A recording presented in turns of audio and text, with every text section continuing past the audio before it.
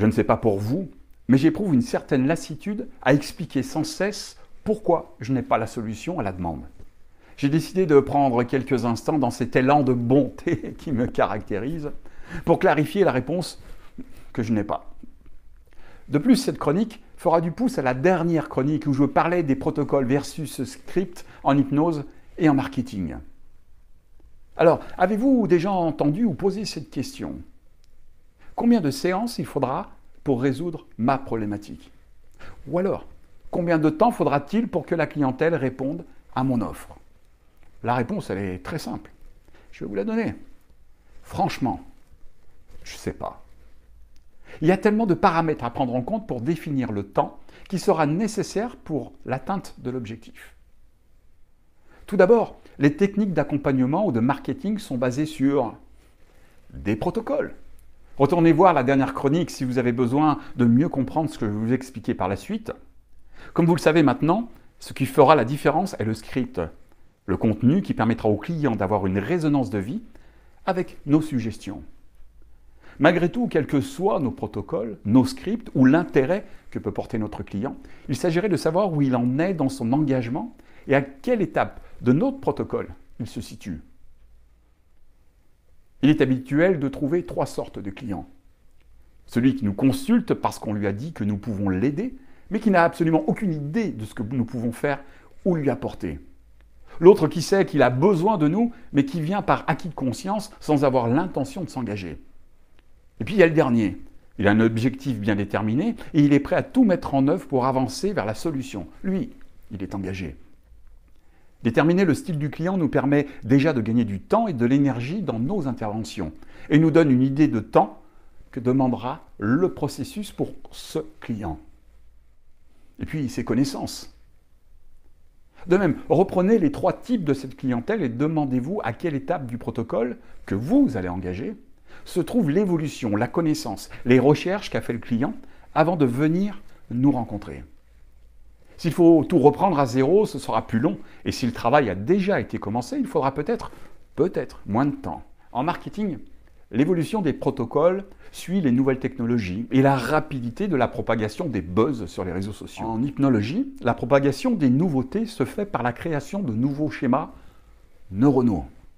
Un programmeur mettra les mains dans la machine, écrira de nouveaux programmes, alors qu'en hypnose, c'est la répétition sensorielle en auto-hypnose qui codera un changement cognitif automatique.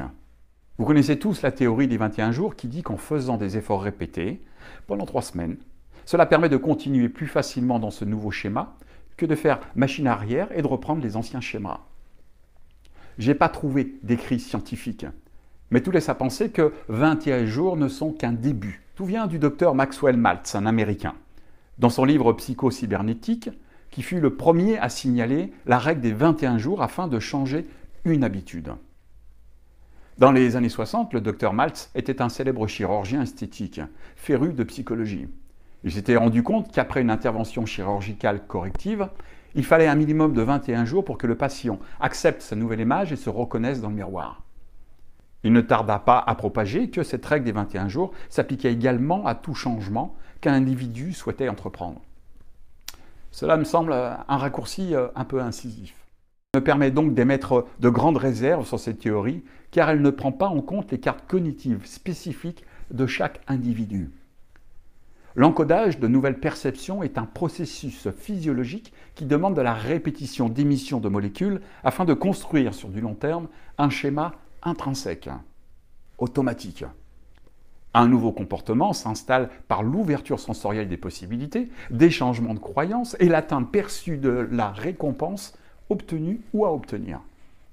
Certaines personnes s'adaptent rapidement dans un nouvel emploi, alors que d'autres mettront 3 à 6 mois pour se sentir à l'aise. En général, il est nécessaire de 3 semaines minimum pour créer un état de sécurité dans un nouvel environnement. Une chose est certaine, atteindre un résultat demande un engagement, de l'autonomie, de l'organisation, de la persévérance, et nous ne sommes pas tous égaux face à l'adversité. Alors, combien de temps? Je vais vous répondre. Mais demandez-vous avant, lorsque vous achetez une maison, vous avez des étapes de décision à prendre.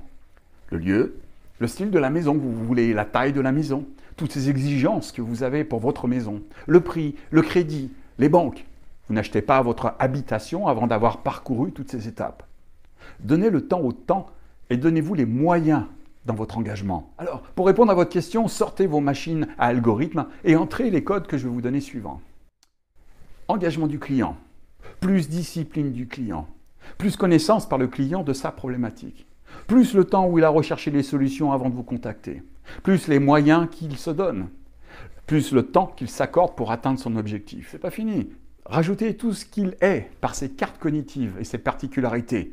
Et vous avez la réponse à cette fameuse question: combien de séances il faudra pour résoudre ma problématique? Je peux vous assurer que vous aurez besoin d'un certain temps, ou d'un temps certain, choisissez.